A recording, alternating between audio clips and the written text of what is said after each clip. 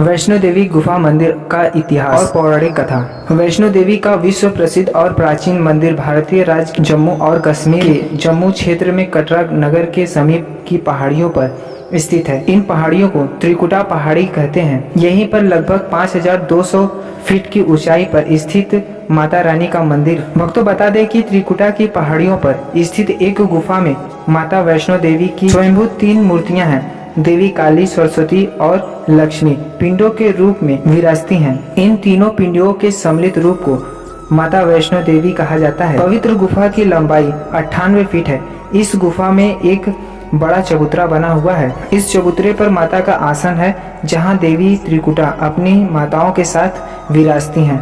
भवन वह स्थान है जहां माता ने भैरवनाथ का वध किया था। प्राचीन गुफा के समक्ष भैरव का शरीर मौजूद है और उसका सिर उड़कर 3 किलोमीटर दूर भैरव घाटी में चला गया था और शरीर यहाँ रह गया था। जिस स्थान पर सिर गिरा, आज उस स्थान को भैरवनाथ के मंदिर के नाम से जाना जाता है। कटरा से ही वैष्णो देवी की पैदल चढ़ाई शुरू होती है, जो भवन तक करीब 13 किलोमीटर और भैरव मंदिर तक 14.5 किलोमीटर है। भक्तों, पौराणिक कथा के अनुसार मंदिर के संबंध में कई तरह की कथाएं प्रचलित हैं। एक बार त्रिकुटा की पहाड़ी पर एक सुंदर कन्या को देखकर भैरवनाथ उसे पकड़ने के लिए दौड़े। तब वह कन्या वायु रूप में बदलकर त्रिकुट पर्वत ओर उड़ चली। भैरवनाथ भी उनके पीछे भागे। माना जाता है कि तभी मां की रक्षा करने के लिए वहां पवन पुत्र हनुमान पहुंच गए। हनुमान जी को प्यास लगने पर माता ने उनके आग्रह पर धनुष से पहाड़ पर बाढ़ चलाकर एक जलधारा निकाली और उस जल में अपने केस धोकर फिर वह एक गुफा में प्रवेश कर माता ने 9 माह तक तपस्या की। हनुमान जी ने पहरा दिया। फिर भैरवनाथ वहां आ धमके। उस दौरान एक साधु ने भैरवनाथ से कहा कि तू जिसे एक कन्या समझ रहा है, वह आदि शक्ति जगदम्बा है, इसीलिए महाशक्ति का पीछा करना छोड़ दे। भैरवनाथ ने साधु की बात नहीं मानी। तब माता गुफा की दूसरी ओर से मार्ग बनाकर बाहर निकल गई। यह गुफा आज भी अर्धकुमारी या आदि कुमारी के नाम से प्रचलित है।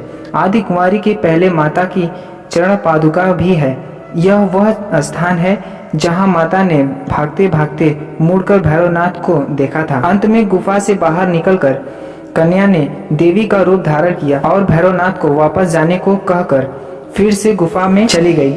लेकिन भैरवनाथ नहीं माना और गुफा में प्रवेश करने लगा। यह देखकर माता की गुफा पर पहरा दे रहे हनुमान जी ने उसे युद्ध के लिए ललकारा और दोनों का युद्ध हुआ। युद्ध का कोई अंत नहीं देखकर माता वैष्णवी ने महाकाली का रूप लेकर भैरवनाथ का वध कर दिया।